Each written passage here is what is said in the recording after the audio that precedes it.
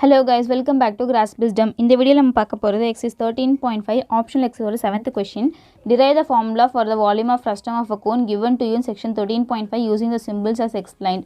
So இந்த question பாத்தீங்கன்னா last question மாதிரி தான். So last question ஓட link வந்து descriptionல கொடுக்கிறேன், மறக்காம போய் பாருங்க. So அது பாத்தீங்கன்னா உங்களுக்கு இன்னும் கொஞ்சம் concepts வந்து clear ஆகும். So வந்து frustum of a cone வந்து நமக்கு section 13.5 ல diagram கொடுத்திருக்காங்க. So இந்த diagram தான் கொடுத்திருக்காங்க. Page number பாத்தீங்கன்னா 253. So diagram கொடுத்திருக்காங்க. இந்த diagram ரெஃபரன்ஸா வச்சு நம்ம derive பண்ண சொல்லிருக்காங்க ஃபார்முலாவை. So இப்போ volume of frustum தான் நம்ம derive பண்ண போறோம் ஃபார்முலாவை. So volume of frustum is equal to, so இது வந்து diagramனா எனக்கு frustumனா இந்த பார்ட் தான் தேவை. So இந்த பார்ட்டுங்கும்போது என்ன பண்ணுவேன்னா எனக்கு வந்து full cone இருக்கு. So first நான் explain பண்ணிற diagramமை திரும்ப, because நான் வந்து last video எத்தனை பேர் போய் பாப்பீங்கன்னு தெரியல, திரும்ப நான் explain பண்றேன் diagramமை. So இது வந்து எனக்கு full cone. So OABங்கிறது எனக்கு full cone. இதில் வந்து எனக்கு கட் பண்ணுறேன், பாதியாக கட் பண்ணால் தான் ஃப்ரஸ்டம் கிடைக்கும் இல்லையா. ஸோ இப்போ இந்த இடத்துல கட் பண்ணுறேன், எனக்கு இந்த பார்ட் ஃப்ரஸ்டம் இருக்குது, இந்த பார்ட் ஸ்மால் கோனாக இருக்குது.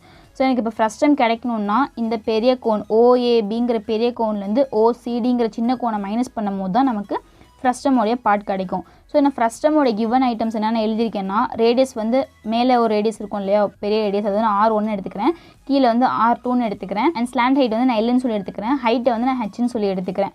அண்ட் கோனுக்கு பார்த்தீங்கன்னா இந்த ஃபுல் கோன் பெரிய கோன் இருக்கு இல்லையா, OABங்கிற கோனுக்கு ஹைட் வந்து H1 எடுத்துக்கிறேன், லென்த் ஸ்லாண்ட் ஹைட் வந்து L1ன்னு சொல்லி எடுத்துக்கிறேன், அண்ட் ரேடியஸ் வந்து R1ன்னு சொல்லியிருக்கு. அண்ட் ஸ்மால் கோனுக்கு வந்து R2 ரேடியஸாக இருக்குது, எனக்கு ஸ்லாண்ட் ஹைட் வந்து L2, திஸ் பார்ட் எனக்கு L2வாக இருக்குது, அண்ட் ஹைட் வந்து பார்த்தீங்கன்னா எனக்கு H2வாக சொல்லியிருக்கு. ஸோ இப்போ நம்ம சொல்யூஷனுக்கு போகலாம். So volume of frustum is equal to, எனக்கு ஃப்ரஸ்டம் கிடைக்கணும்னா இந்த பெரிய கோனில் சின்ன கோன் மைனஸ் பண்ணும். ஸோ அப்படிங்கிறப்போ volume of OAB this big cone minus volume of small cone OCD. So volume of cone OAB minus volume of cone OCD நான் subtract பண்ணால் மட்டும்தான் எனக்கு வந்து வால்யூம் ஆஃப் ஃப்ரஸ்டம் கிடைக்கும். So volume of cone form நமக்கு எல்லாமே தெரியும், 1/3 pi r² தான் எனக்கு வால்யூம் ஆஃப் கோனுடைய ஃபார்முலா. ஸோ இங்கே OAB இந்த பெரிய ட்ரையாங்கிளில் வந்து 1/3 அப்படியே எழுதிப்பேன், பை அப்படியே எழுதிப்பேன். எனக்கு பெரிய கோனில் ரேடியஸ் வந்து என்னன்னா R1 சொல்லி எடுத்திருக்கேன். ஸோ அப்படிங்கிறப்போ எனக்கு OABங்கிற கோன் ரேடியஸ் R1ன்னா எனக்கு இங்கே R1² வரும்.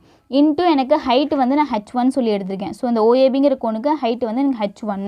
ஸோ இப்போ H1 வரும் மைனஸ் 1/3 pi, சின்ஸ் வந்து எனக்கு R2 தான் வந்து எனக்கு இங்கே வந்து சின்ன கோனுக்கு ரேடியஸ்னால R2² எடுத்துக்கிறேன், ஹைட்டு வந்து H2ன்னு எடுத்துக்கிறதுனால H2ன்னு சொல்லி வரும். ஸோ நான் ஃபர்ஸ்ட் ஈக்குவேஷனை மார்க் பண்ணிக்கிறேன். எனக்கு இங்கே வந்து H டேர்ம்ஸ் தான் இருக்கு இல்லையா, லாஸ்ட்டில் பார்த்தீங்கன்னா எனக்கு L இருக்கும். ஸோ நான் என்ன பண்ணேன், L தகுந்த மாதிரி நான் வந்து ட்ரையாங்கிள் எடுத்து நான் வந்து ப்ரூவ் பண்ணேன் சிமிலர்ன்ட்டு, ப்ரொபோஷனல் சைட்ஸ் எடுத்து. ஸோ அப்படிங்கிறப்போ எனக்கு வந்து இங்கே H இருக்குது. ஸோ அதுக்கேற்ற மாதிரி தான் நான் கரஸ்பாண்டிங் சைட்ஸ் வந்து நான் சிமிலர்னு ப்ரூவ் பண்ணதுக்கப்புறம் ப்ரொபோஷனலாக ஈக்குவேட் பண்ணணும் நான். ஸோ இப்போ என்ன பண்ண போகிறேன்னா இந்த பார்ட் ட்ரையாங்கிள் மட்டும் எடுக்கிறேன்.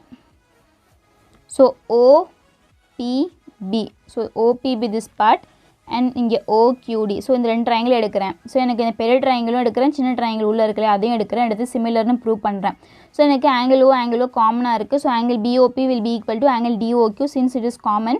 நெக்ஸ்ட்டு வந்து பார்த்திங்கன்னா எனக்கு ஹைட் வந்து பெர்பெண்டிகுலராக தான் இருக்கும். So angle P will be equal to angle Q since வந்து 90 டிகிரினால எனக்கு ரெண்டு ஆங்கிளுமே ஈக்குவலாக இருக்கும். So according to angle criteria, I can say that both the triangles are similar. If my triangles are similar, corresponding sides of similar triangles are proportionally equalங்கிற theorem நமக்கு already தெரியும். So இப்போ corresponding sides வந்து proportionally equal-ஆக இருக்கும். So இப்போ நான் corresponding sides எடுக்கிறேன். corresponding sides என்ன எடுக்கிறேன்னா எனக்கு OP, ஸோ திஸ் பார்ட் இருக்கு இல்லையா, OP டிவைடட் பை OQன்னு சொல்லி எடுக்கிறேன், அண்ட் இங்கே வந்து PB டிவைட் பை QDன்னு எடுக்கிறேன். ஏன்னா வந்து இங்கே OP டிவைட் பை OQ எடுக்கிறேன்னா நமக்கு இங்கே H தான் கொடுத்துருக்காங்க இல்லையா, லாஸ்ட் சம்மில் நமக்கு L தேவை, பட் இந்த சம்மில் நமக்கு H தேவை. ஸோ H தேவைங்கிறப்போ எனக்கு வந்து இந்த பார்ட் எடுத்தால் H1 கிடைக்கும், அண்ட் இந்த பார்ட் எடுத்தோம்னா நமக்கு ஹைட்டு 2 கிடைக்கும். ஸோ அதனால் நான் இந்த பார்ட் எடுக்கிறேன். லாஸ்ட் சம்மில் பார்த்தீங்கன்னா நமக்கு இங்கே வந்து L இருக்கும், இங்கே L2ன்னு சொல்லியிருக்கும். ஸோ அதான் லாஸ்ட் கொஷனில் வந்து நான் OB டிவைட் பை ODன்னு சொல்லி எடுத்தேன். பட் இந்த சம்மில் வந்து நமக்கு H1 H2 தேவைங்கிறதுனால நான் வந்து ப்ரொபோஷனல் சைட்ஸ் வந்து நான் என்ன கரஸ்பாண்டிங் சைட்ஸ் எப்படி எடுக்கிறேன்னா OP டிவைடட் பை OQன்னு சொல்லி எடுக்கிறேன். ஸோ PB வந்து எனக்கு R1, ஸோ ரேடியஸ் 1 எடுத்திருக்கேன், அண்ட் QD வந்து ரேடியஸ் 2ன்னு சொல்லி எடுத்திருக்கேன். ஸோ இப்போ PBங்கிற இடத்துல R1 போட்டுக்கிறேன், QDங்கிற இடத்துல R2ன்னு போட்டுக்கிறேன், இஸ் ஈக்குவல் டு OPங்கிற இடத்துல. ஸோ திஸ் பார்ட் வந்து எனக்கு H1, பிகாஸ் நம்ம இங்கே எழுதியிருக்கோம் OP ஃபுல் ஹைட் வந்து எனக்கு H1 டிவைட் பை OQ வந்து நான் H2ன்னு சொல்லி எடுத்திருக்கேன். ஸோ இந்த பார்ட் அதாவது OQ ஹைட் வந்து நான் H2ன்னு சொல்லி எடுத்திருக்கேன். ஸோ H2ன்னு எழுதிக்கிறேன். So R1 by R2 is equal to H1 by H2. So நான் இங்கே வந்து இந்த ஃபுல் இது வந்து எனக்கு H இல்லையா, ஸோ H1 இல்லையா. ஸோ அப்படிங்கிறப்போ என்ன பண்ணலாம்னா H1 ஸ்ப்ளிட் பண்ணி நான் வந்து H ப்ளஸ் H2ன்னு எழுதலாம், பிகாஸ் இந்த ஃபுல் பார்ட் வந்து எனக்கு H1, ஆனால் இங்கே பாதிங்கிறப்போ ஸோ இந்த ஹைட்டு கோனுக்கு வந்து H2ன்னு எடுத்திருக்கேன், ஃபர்ஸ்ட் டைமுக்கு வந்து Hன்னு சொல்லி எடுத்திருக்கேன். ஸோ நான் H1 வந்து H ப்ளஸ் H2ன்னு ஸ்ப்ளிட் பண்ணி எழுதலாம். ஸோ H1 வந்து நான் H ப்ளஸ் H2ன்னு சொல்லி எழுதிக்கிறேன். So R1 by R2 is equal to H1 பதிலாக நான் H plus H2 சப்ஸ்டிட் பண்ணுறேன். So H plus H2 divided by H2, and இப்போ வந்து நான் ஸ்ப்ளிட் பண்ணி எழுதிக்கிறேன். இந்த டினாமினேட்டர் என்ன பண்ணுறேன்னா செப்பரேட் பண்ணி எழுதிக்கிறேன். இந்த மாதிரி செப்பரேட் பண்ணி எனக்கு எழுதும்போது என்ன ஆகும்னா h/h2 அப்படியே இருக்கும். இது h2 கேன்சல் ஆகி எனக்கு 1ன்னு சொல்லி கிடைக்கும். ஸோ இந்த +1 சைட் பார்க்கும்போது எனக்கு -1 ஆகிடும். ஸோ r1/r2 - 1 = h/h2ன்னு சொல்லி கிடைக்கும். ஸோ இப்போ நமக்கு வந்து r1/r2 - 1 = h/h2ன்னு இருக்கு இல்லையா. ஸோ இப்போ நான் எல்சிஎம் எடுக்கிறேன். ஸோ எல்சிஎம் எடுக்கும்போது கிராஸ் மல்டிப்ளை பண்ணும்போது எனக்கு r1 - r2 / r2 = h/h2ன்னு சொல்லி கிடைக்கும். ஸோ இப்போ நம்ம கொஷினில் கொடுத்துருந்தாங்க நமக்கு h2 வேணும் இல்லையா. ஃபஸ்ட் நமக்கு h2 தான் வேணும், ஃபைன் பண்ணணும். ஸோ h2 வேணுங்கிறதுனால h1 சைடு கொண்டு போகிறேன். கொண்டு போகும்போது மல்டிப்ளிகேஷனாக மாறிடும். ஸோ h2 × r1/r2 / r2 = hன்னு சொல்லி கிடைக்கும். சின்ஸ் நமக்கு h2 மட்டும் தேவைங்கிறதுனால இந்த பார்ட் இங்கே வரும்போது டினாமினேட்டரில் வந்துடும். பிகாஸ் இங்கே மல்டிப்ளிகேஷனில் இருக்குது, இங்கே வரும்போது டினாமினேட்டர் ஆகிடும். ஸோ h/ எனக்கு r1 h/r1 - r2 / r2ன்னு சொல்லி கிடைக்கும். ஸோ இந்த டேர்ம் டினாமினேட்டர் ரிமூவ் பண்ணுறதுக்காக என்ன பண்ணுறேன்னா ரெசிப்ரோக்கல் பண்ணும்போது எனக்கு மேலே r/r1 - r2 ஆகிடும் இல்லையா. ஸோ இங்கே கேன்சல் ஆகிடும். ஸோ அதான் இங்கேயும் பண்ணியிருக்கேன். ஸோ h × r2/r1 - r2 கிடைக்கும். ஃபைனலாக h2 வேல்யூ ஈக்குவேஷன் 2ன்னு சொல்லி நான் மார்க் பண்ணிக்கிறேன். ஸோ இப்போ நமக்கு வந்து h1 வேல்யூ தெரியும், h2 வேல்யூவும் தெரியும். இப்போ நான் ஃபர்ஸ்ட் ஈக்குவேஷனில் சப்ஸ்டியூட் பண்ணுறேன். ஃபர்ஸ்ட் ஈக்குவேஷன் வந்து என்னென்னு பார்த்தீங்கன்னா volume of frustum is equal to volume of cone, அதாவது பெரிய கோன் மைனஸ் வால்யூம் ஆஃப் சின்ன கோன் தான் நம்ம ஸ்டார்டிங்கில் எழுதியிருந்தோம். ஸோ அந்த ஃபர்ஸ்ட் ஈக்குவேஷன் தான் இது. 1/3 π r1² h - 1/3 π r2² h2. So இதான் volume of frustum first equation mark பண்ணியிருந்தோம். ஸோ இப்போ நான் h1ங்கிற இடத்துல h1 வேல்யூ, அதாவது h + h2 அதை சப்ஸ்டியூட் பண்ண போகிறேன். h2ங்கிற இடத்துல எனக்கு இந்த வேல்யூ சப்ஸ்டியூட் பண்ண போகிறேன். அதாவது h2 = h × r2/r1 - r2. So இந்த வேல்யூ நான் சப்ஸ்டியூட் பண்ண போகிறேன். ஸோ 1/3 π r1² × h1க்கு பதிலாக h + h2ன்னு சப்ஸ்டியூட் பண்ணிக்கிறேன். -1/3 π r2² h2 இந்த ஸ்டெப்பில் நான் அப்படியே வச்சுக்கிறேன். ஸோ நெக்ஸ்ட் ஸ்டெப்பில் வந்து 1/3 π r1² அப்படியே இருக்குது, h அப்படியே இருக்குது, ப்ளஸ் h2க்கு பதிலாக அகைன் என்ன பண்ணுறேன்னா இந்த வேல்யூ சப்ஸ்டியூட் பண்ணுறேன். h × r2/r1 - r2. So substitute பண்ணிட்டேன். -1/3 π r2², h2க்கு பதிலாக again h × r2/r1 - r2 substitute பண்ணிக்கிறேன். ஸோ இப்போ நெக்ஸ்ட் ஸ்டெப்பில் என்ன பண்ணுறேன்னா இந்த ரெண்டுத்துலேயுமே எனக்கு h காமனாக இருக்கிறதுனால h நான் வெளியில் எடுத்துக்கிறேன். So 1/3 π r1² h × so h எடுக்கும்போது எனக்கு இங்கே 1 வந்துடும். ஸோ 1 ப்ளஸ் ரிமைனிங் இந்த டேர்ம் தான் இருக்கும். So r2/r1 - r2 -1/3 π r2² h இந்த டேர்ம் நான் அப்படியே வச்சுக்கிறேன். ஸோ இந்த டேர்ம் என் சேஞ்சஸுமே இல்லை, இந்த டேர்ம் நான் அப்படியே நெக்ஸ்ட் ஸ்டெப்பில் எழுதிக்கிறேன். ஸோ இப்போ நெக்ஸ்ட் ஸ்டெப்பில் என்ன பண்ண போகிறேன்னா 1/3 காமனாக இருக்குது, பை அண்ட் பை காமனாக இருக்குது, இங்கே h காமனாக இருக்குது. ஸோ இப்போ 1/3 π h ரெண்டுத்துலேயுமே காமனாக இருக்கிறதுனால காமனாக வெளில எடுக்கிறேன். ஸோ காமனாக எடுக்கும்போது ரிமைனிங் டேர்ம்ஸ் மட்டும் எடுத்து எழுதிக்கலாம். ரிமைனிங் வந்து எனக்கு r1² அப்படியே இருக்கும், இன்ட்டு இந்த டேர்ம் ஃபுல்லாக அப்படியே இருக்கும், மைனஸ் இந்த டேர்ம் இந்த டேர்ம் போய்டும், ரிமைனிங் வந்து r2² இருக்கும், அதே மாதிரி இந்த டேர்ம் ஃபுல்லாக அப்படியே இருக்கும். ஸோ இந்த மாதிரி தான் எனக்கு கிடைக்கும் இல்லையா.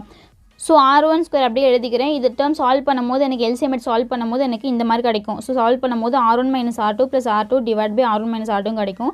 மைனஸ் இங்கே வந்து r2² இருக்குது, அதே மாதிரி இங்கேயும் r2 / r1 - r2 இருக்குது. அந்த டேர்ம்ஸ் நான் அப்படியே இங்கே எடுத்து எழுதிக்கிறேன்.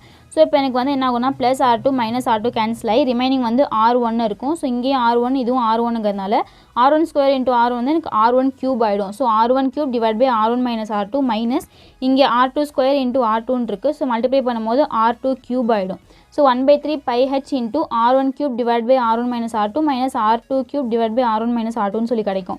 ஸோ எனக்கு கீழே டினாமினேட்டர் சேமாக இருக்கிறதுனால மேலே நியூமினேட்டர் சப்ராக்ட் பண்ணலாம் இல்லையா. ஸோ r1³ - r2³ / r1 - r2ன்னு சொல்லியிருக்கும். So 1/3 π h × r1³ - r2³ / r1 - r2ன்னு சொல்லியிருக்கு. ஸோ இப்போ a³ - b³ ஃபார்மில் இருக்குது இல்லையா. ஸோ நான் வந்து இந்த ஃபார்மில் எக்ஸ்பேண்ட் பண்ணுறேன். a³ - b³ ஃபார்மில் வந்து a - b × a² + b² + ab. So இந்த ஃபார்மில் நான் வந்து எக்ஸ்பேண்ட் பண்ணுறேன். ஸோ எக்ஸ்பேண்ட் பண்ணும்போது r1³ - r2³ வந்து ஸோ இந்த இடத்துல a வந்து எதுனா எனக்கு r1, b வந்து எனக்கு r2. ஸோ a - b னா r1 - r2 × a² வந்து r1² + b² வந்து எனக்கு r2² + ab வந்து r1 × r2 டிவைடட் பை இந்த term. So r1 - r2. So எனக்கு ஃபைனலாக இப்படி கிடச்சிருக்கு. ஸோ இங்கேயும் r1 - r2 இருக்குது, மேலேயும் r1 - r2 இருக்குது. ஸோ இது எதுவும் கேன்சல் ஆகிடும். கேன்சல் ஆகிடுச்சுன்னா ரிமைனிங் நமக்கு வந்து 1/3 π h × r1² + r2² + r1 × r2 மட்டும்தான் இருக்கும். ஸோ இந்த வேல்யூஸ் மட்டும் தான் ரிமைனிங்கில் இருக்கும். இதுக்கப்புறம் நம்ம எதுவும் சிம்பிளிஃபை பண்ண முடியாது. ஸோ வால்யூம் ஆஃப் ஃப்ரஸ்டம் வந்து எனக்கு என்னென்னா 1/3 π h × r1² + r2² + r1 × r2. Thank you.